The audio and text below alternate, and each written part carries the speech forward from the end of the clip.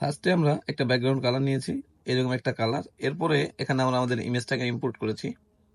তো এটা হচ্ছে আমাদের ইমেজ। এই ইমেজকে ইম্পোর্ট করার পরে আমাদের ইমেজটাতে আমরা শুরুতে ইমেজটা একটা শেপের উপর বসাবো। এর কারণে আমরা একটা শেপ ক্রিয়েট করি।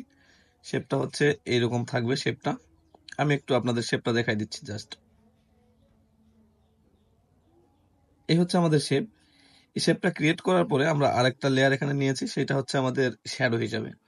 তো মোটামুটি আমাদের এখানে কালার রেডি। এখন আমরা এটাকে একটু ব্যাকগ্রাউন্ডে লাইট কালার দেওয়ার কারণে আমরা এখানে একটা ব্রাশ টুল ইউজ করে এরকম একটা লাইট করে নিয়েছি। এরপরে আমরা এখানে একটা ব্যাকগ্রাউন্ডে ইনডোর ব্যাকগ্রাউন্ড ইউজ করেছি। এইটা হচ্ছে আমাদের ইনডোর ব্যাকগ্রাউন্ডটি।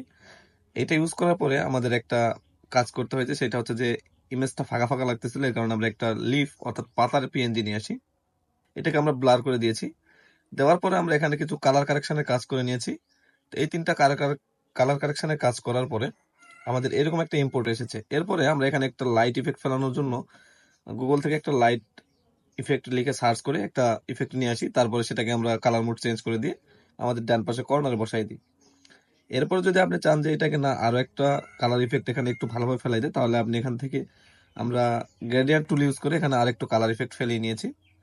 এরপরে আমরা এখানে একটা রেক্টেঙ্গল নিচে একদম ইউজ করেছি। এখানে আমরা আমাদের কন্টাক্ট মিডিয়াটাকে অ্যাড করব। এটা এখন অ্যাড করা হয়নি।